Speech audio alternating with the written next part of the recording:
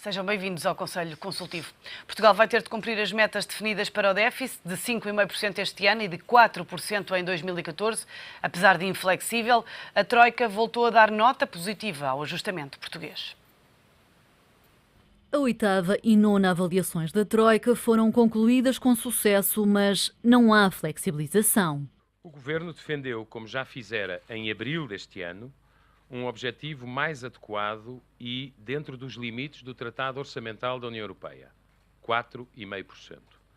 A Troika, como se pôde ir observando pelas declarações das suas lideranças políticas, não reviu a sua posição de abril passado, apenas aceita 4%. A fronteira que Portas não podia deixar passar e que traçou como uma linha vermelha não vai mesmo avançar. Chamada TSU das pensões, não avançará. Por clareza que é devida aos portugueses, volto a mencionar que nos referimos não à convergência entre a CGA e regime geral. Essa medida ficou acordada na 7ª avaliação como indispensável para a compressão da despesa.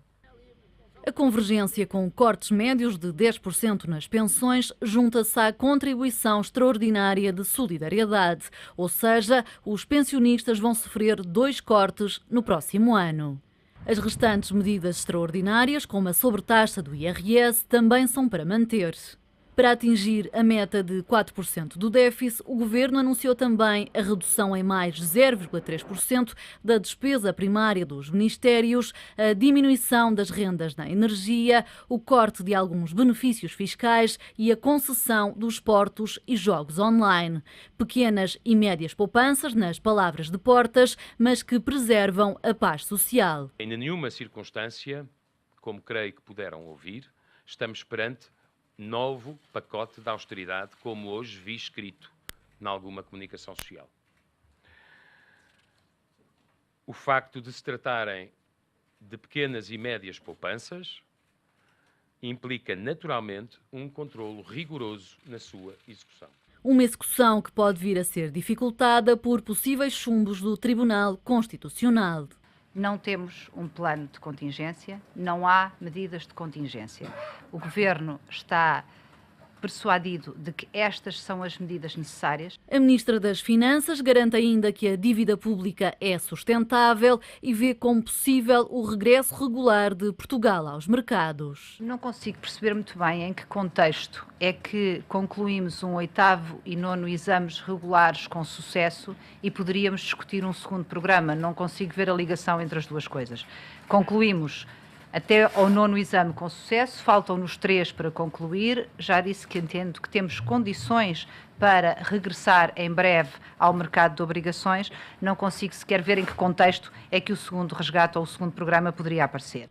O otimismo está também nas previsões macroeconómicas. Este ano a economia cai menos, de uma recessão de 2,3% para 1,8%.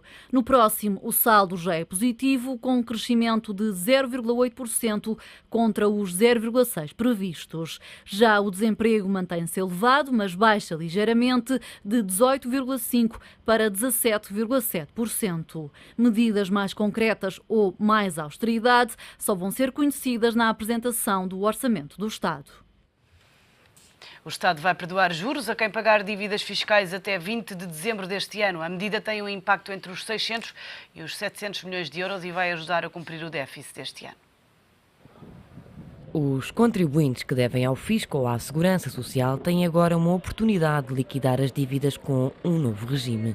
Este regime é excepcional e transitório. Tem como principal objetivo conferir aos contribuintes uma derradeira oportunidade de regularizar a sua situação tributária e contributiva. O Governo avança agora com 3 dispensas de pagamento, de juros de mora e compensatórios e ainda de custas processuais, sendo que aqui se tratam apenas das administrativas, deixando de fora os processos em tribunal. Um regime que, para além de pessoas singulares, abrange também as empresas. Este é o momento certo para o fazer, para permitir o acesso ao novo quadro comunitário que se inicia em 2014 e vai até 2020. Este regime permite ainda evitar situações de insolvência de empresas, bem como regularizar as dívidas de natureza fiscal e à segurança social das pessoas singulares. Recorde-se que no que diz respeito ao CREN, Portugal vai receber entre 2014 e 2020 21 mil milhões de euros e destes 4 mil milhões estão destinados às pequenas e médias empresas.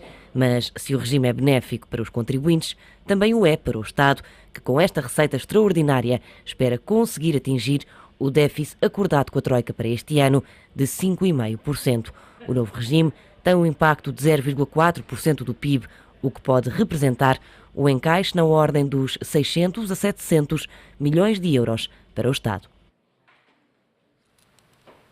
Este é um dos temas em análise no Conselho Consultivo de hoje pelos comentadores do ETV Mário Caldeira Dias, António Gaspar e Rogério Fernandes Ferreira. Muito obrigada a todos pela vossa presença neste Conselho Consultivo. Começo por si, Rogério Fernandes Ferreira, e por esta notícia que ouvíamos agora sobre a amnistia fiscal para os contribuintes que saldarem as dívidas com o Fisco ou com a Segurança Social até 20 de dezembro deste ano. Como é que encara esta medida? É positiva?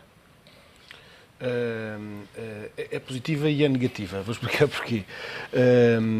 Do ponto de vista teórico, acho que é uma má medida, porque, quer dizer, nós não podemos estar constantemente a adotar programas extraordinários e ditos excepcionais de regularização de dívidas tributárias, que na média da última década deve ser de 3 em 3 anos, e estamos, aliás, a diminuir este período de tempo. Por outro lado, se nós vimos nos últimos 30 anos, e mesmo após o 25 de Abril, nós podemos dizer que há uma média de entre 3 a 5 anos, há sempre uma regularização dita extraordinária, excepcional e temporária de dívidas tributárias. Portanto, desta perspectiva, acho negativo continuarmos a ter estas medidas. Mas também sou pragmático e também vejo necessidade de também, por via de receita, ajudar ao cumprimento do déficit. Portanto, sob esta perspectiva, parece uma boa medida. Aliás, muito mais do que permitir a regularização de dívidas tributárias, esta regularização tributária julgo que é especialmente benéfica para este problema do Estado e do déficit. Daí que o prazo de pagamento tenha sido estabelecido a 20 de dezembro, uma vez, como nós sabemos, o orçamento é um orçamento de caixa e, portanto, interessa que a receita entre este ano.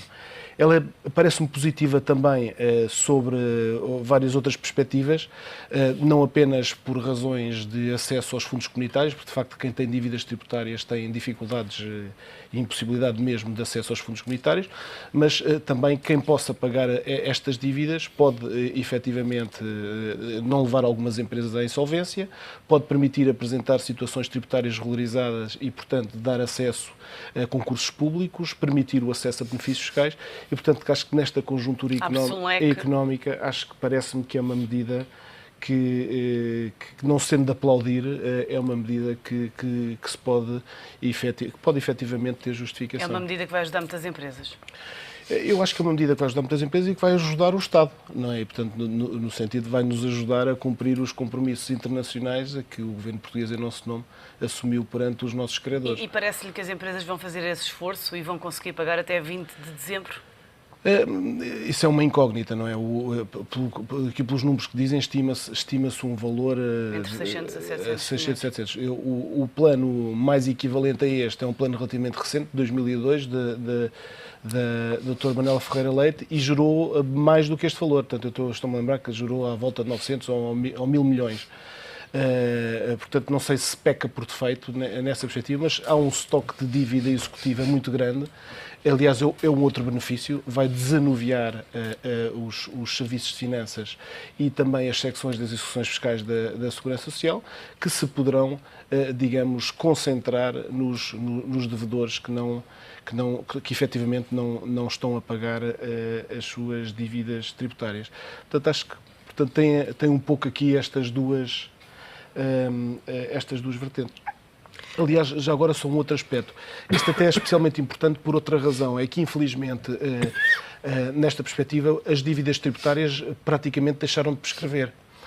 E mais do que isso, as dívidas tributárias implicam, ao contrário do que sucedia antigamente, que havia um prazo de 3 anos em que deixavam de contar juros de demora, os juros agora contam-se eternamente e as dívidas não prescrevem enquanto estiverem a ser discutidas e houver existir a prestação de uma garantia. E vão aumentando sempre os juros. E vão aumentando, portanto, os juros aumentam indefinidamente. Portanto, um processo que não prescreva e que demora no limite 20 anos, estão os juros sempre a contar. E, portanto, isto pode ser uma fórmula de facto, de evitar esta contagem de juros de demora, sendo que o pagamento não preclude o direito de defesa. Portanto, o contribuinte pode continuar, digamos, a impugnar e a reclamar contra estas dívidas e pode vir até a ter o reembolso destas dívidas. Curiosamente, aí com juros indemnizatórios que são exatamente iguais aos juros compensatórios que o Estado está agora, ou que irá agora perdoar.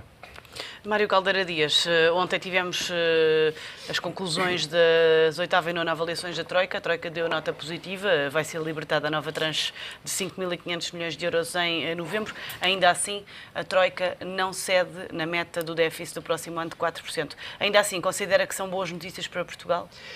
São sempre melhores do que ser um contrário, e é óbvio. Nós temos um nível de dependência da Troika muito elevado, até são eles financeiramente que nos tutelam e que, no fundo, estabelecem as orientações fundamentais para a atuação do Governo e para a elaboração do próprio orçamento. É preciso ver também que, relativamente à questão, é positivo porque libertaram a tranche, mas agora também julgo que é necessário ver, para além das declarações do Ministro Paulo Portas, é preciso ver também o que é que a própria Troika diz, não é? Porque há outras notícias que, ao mesmo tempo que dizem isto, vão dizendo também que a questão do corte dos 4 a 5 mil milhões de euros se mantém, que o Estado teria que cativar cerca de 14 mil milhões de euros para tendo em conta a questão do pagamento da dívida, o que são notícias que não foram referidas, mas que pode acontecer que venham lá no próprio relatório da Troika. Claro que a forma como as coisas foram colocadas parece que é menos mau do que tinha sido até aqui, na medida em que são rendimentos mais baixos, continuam sempre a pagar a fatura. O ir às rendas da energia parece bem, vamos lá ver até que ponto essa capacidade persiste. A questão dos benefícios fiscais também parece bem, na medida em que os benefícios fiscais têm um volume muito grande e, portanto, alguns cortes nos benefícios fiscais, claro que se forem em empresas exportadoras ou na inovação tecnológica, em aspectos mais críticos da evolução do sistema produtivo, podem ser negativos. Mas, em geral, também acredito que haja muitos benefícios fiscais que possam ser poupados ou, pelo menos, não serem tão gravosos. Agora, as poupanças do Estado, o resto é o problema das poupanças do Estado. Mesmo que seja pouco, como todas as variáveis, é natural que incidam mais sobre certas áreas do que outras. E o perigo que está aí é ser novamente a saúde ou a educação a pagar o grosso da fatura. Porque quer se queira, quer não, o dinheiro tem que ser tirado do sítio onde ele está, não é? E está, de facto, na saúde, na educação, nos salários, nas reformas e nos apoios sociais, não é? E, portanto, aí provavelmente a questão aí não será, mas é preciso ver ainda mais alguma coisa e mais algum detalhe. Quanto à questão do déficit dos 4%, era suposto que ia acontecer isto.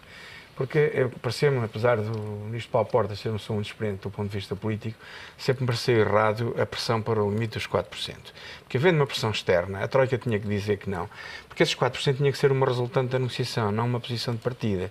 Porque, ao ser uma posição de partida e havendo uma cedência, a Troika estava a dizer a toda a gente que era pressionável pelo Ministro Paulo Portas.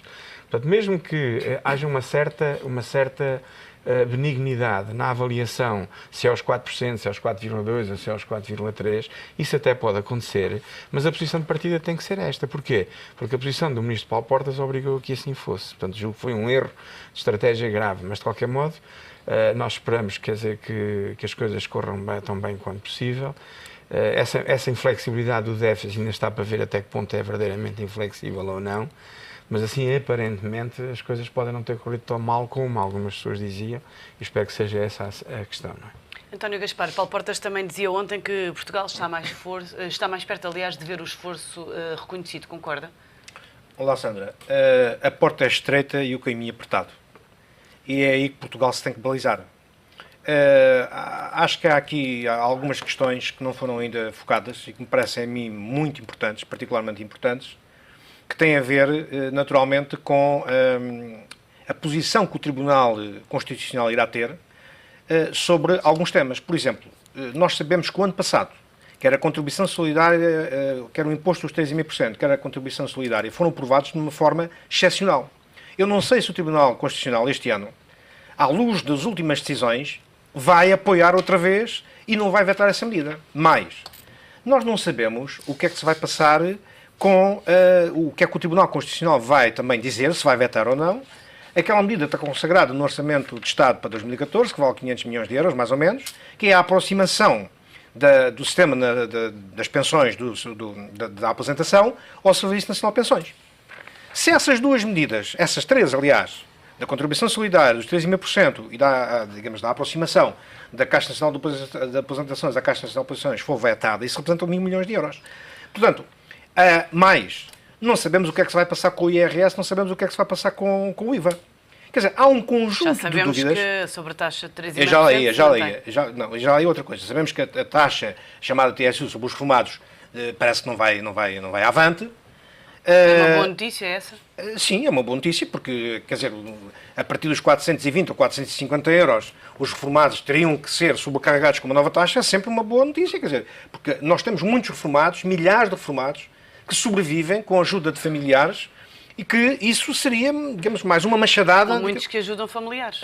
Pois, mas esses, se calhar, não são os que ganham 450 euros, se calhar ganharão um pouquinho mais. E deixariam, esses, mesmo assim, deixariam de ajudar os familiares na medida em que estão a ajudar agora. Portanto, há aqui muitas dúvidas e mais, eu partilho da opinião de que, caso o Tribunal Constitucional venha a vetar essas medidas que referenciei anteriormente, Portugal não tem hipótese. Não tem qualquer tipo de hipótese. Quer dizer, portanto, aliás, o próprio Governo diz que não tem plano B. Pois, não tem hipótese. Portugal não tem hipótese. E para tirar para a segunda ajuda. É esse o grande risco que Portugal enfrenta neste momento? É o possível chumbo do Tribunal Constitucional? Sim, porque eu penso que no Tribunal Constitucional, neste momento, ele criou condições para ter umas grandes dúvidas ou para ter uma grande dificuldade na decisão. Porque, num primeiro momento, disse sim a umas certas medidas. Ultimamente tem dito não a outras medidas. Agora, quer dizer, vai dizer sim ao que disse sim já, ou vai dizer não ao que disse sim o ano passado? Quer dizer, pode entrar em contradição. Portanto, aí o Tribunal Constitucional vai ter uma medida, enfim, decisiva relativamente àquilo que se vai passar, e Portugal, caso o Tribunal Constitucional venha a vetar essas medidas, não tem qualquer tipo de hipótese. Quer dizer, Portugal, nós sabemos que para o ano, há um dia do ano que vem, que eu exatamente não sei qual é o dia, em que se vão vencer 13.000 milhões de obrigações.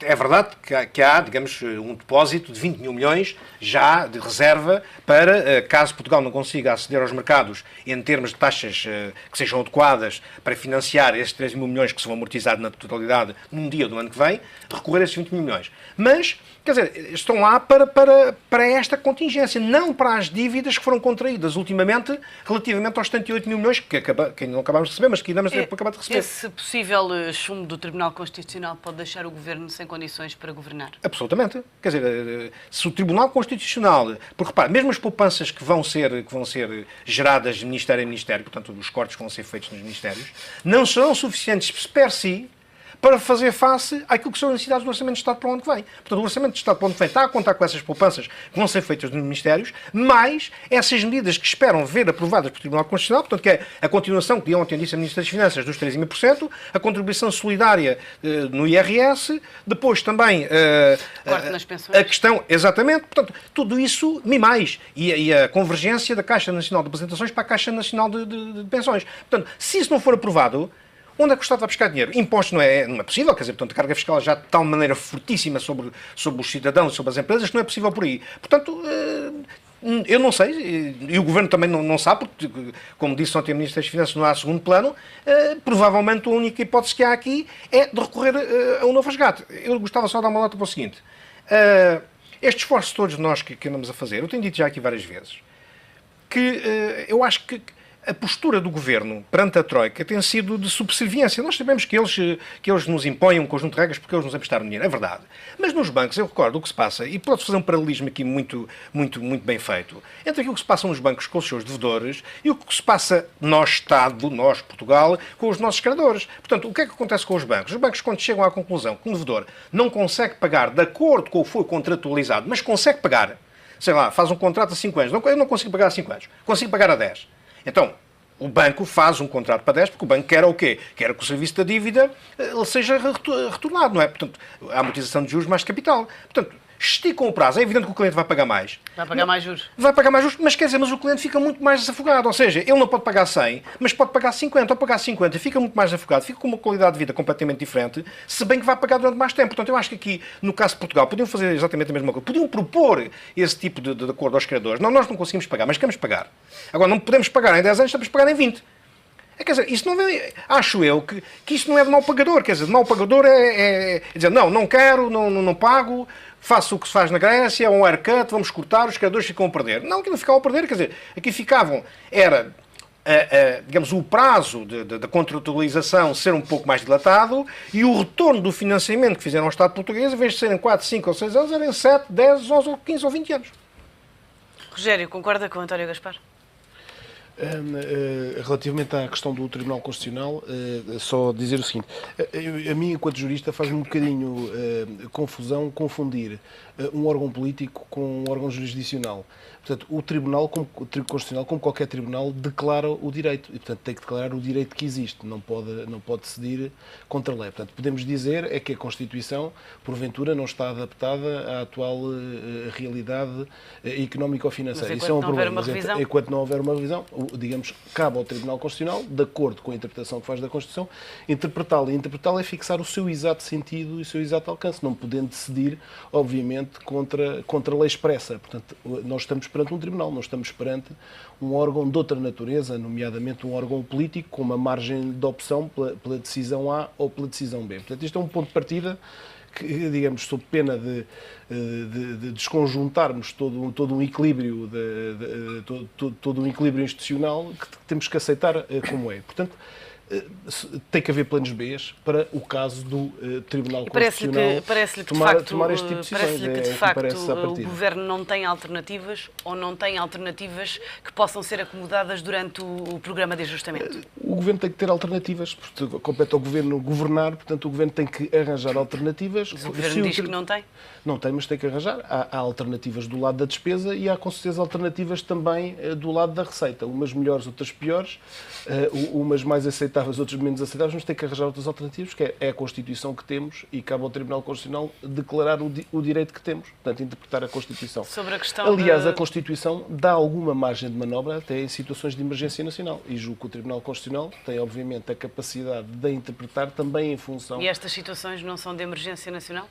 O Tribunal... À luz da Constituição? O Tribunal tem interpretado, aliás, tem admitido algumas situações de exceção, mesmo nestas medidas que o Governo, digamos, no último ano, nomeadamente cortes, não é? Portanto, tem vindo a ser admitidas. Portanto, há aqui um ponto de partida que julgo que é este enquadramento que é preciso ter. E as alternativas têm que existir, tem que o Governo as encontrar. Alternativas até do ponto de vista de receita. Esta sugestão que o António estava a dar de o Governo tentar aumentar os prazos para pagamento... É um problema de mais longo prazo, é um problema de negociação. Não sei se é o momento certo para o fazer. Eu acho que nós ainda temos que demonstrar que temos capacidade, junto dos próprios mercados, que temos capacidade para cumprir os nossos compromissos internacionais, mas eu também acho óbvio que, porventura, vai ter que haver alguma renegociação no que respeita a juros, por exemplo, ou quanto a prazos de pagamento. Não sei se é o momento certo para, numa negociação, estar a discutir essa questão. Neste momento há que cumprir aquilo efetivamente a que estamos vinculados. Vamos olhar também para um dos temas que dominaram a atualidade esta semana, que foram as autárquicas. Peço a todos uma leitura geral dos resultados das eleições. Eu tive a oportunidade de estar aqui na última semana e falar exatamente sobre as previsões sobre a questão das eleições. O que me enganei numa coisa só, portanto, é óbvio que o PS ganhou com maior ou menor folga, enfim, insuficiente para uns, mais suficiente para outros, mas é indiscutível em todos os pontos e das metas e dos objetivos, ganharam as eleições e isto é um bom ânimo para a própria relação política do Estado-Estado com o próprio partido e com o país. Julgo que foi uma vitória importante. Também era natural que o PSD fosse castigado, na medida em que os eleitores votam, de facto, com os bolsos, não é? E é natural sempre que um partido que está no governo seja castigado nas autárquicas. Isso acontece desde sempre, não é? Desde que há regime democrático em Portugal. Também era de esperar alguma subida do PC, talvez não tanta, mas em geral, a descida do Bloco de Esquerda surpreendeu-me um bocado, na medida em que é um partido de protesto.